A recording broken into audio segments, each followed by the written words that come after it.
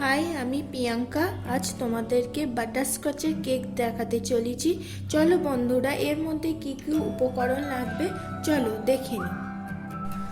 ডিম নিয়েছি একটি, চিনি গুঁড়ো 1 কাপ, ময়দা 1 কাপ, সাদা তেল 1/2 কাপ, দুধ 1/2 কাপ, এসেন্স নিয়েছি বাটারস্কচের এসেন্স, বেকিং পাউডার নিয়েছি 1 চা চামচ, বেকিং সোডা নিয়েছি 1/2 চা চামচ। চলো বন্ধুরা দেখে নিই কিভাবে প্রসেসটা করব। ডিমটাকে ফাটিয়ে নিলাম, একে ভালোভাবে ব্লেন্ড করতে হবে।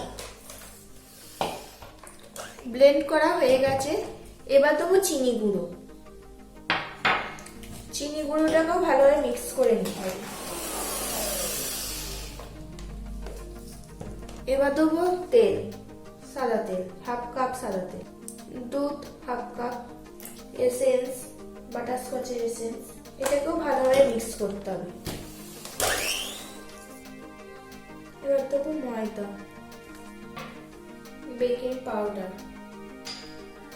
বেকিং সোডা, এটাও ভালোভাবে মিক্স করতে হবে। মিশ্রণটা আমার রেডি।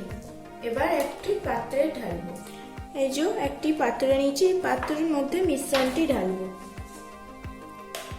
এটা এবার ওভেনে বসাবো।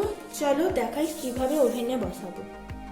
আজকের কেকটা এই ওভেনেই দেখাবো। বসিয়ে দিলাম ওভেনে, এবার ঢাকাটা দিয়ে দিলাম। ওভেনে থাকবে 40 থেকে 45 মিনিট লাগবে। 40 থেকে 45 মিনিট পরে এসে দেখবো কেকটা হয়েছে কিনা। 40 মিনিট পর এবার দেখবো কেকটা হয়েছে কিনা। একটা টুথপিকে দেখবো কেকটা কোনো কিছু লাগছে কিনা টুথপিকে। দেখো আমি টুথপিকতে দেখেছি গায়ে কিচ্ছু লাগেনি, না লাগলেই জানবে কেকটা রেডি। আমার কেকটা পুরোপুরি একদম রেডি।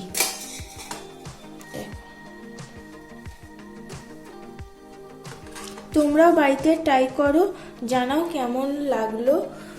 যদি ভালো লাগে শেয়ার করো, কমেন্ট করো, লাইক করো, অবশ্যই সাবস্ক্রাইব করো।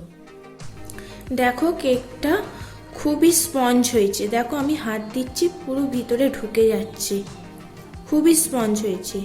তোমরাও তাড়াতাড়ি ট্রাই করো। দেখো এরকমই হবে কেকটা।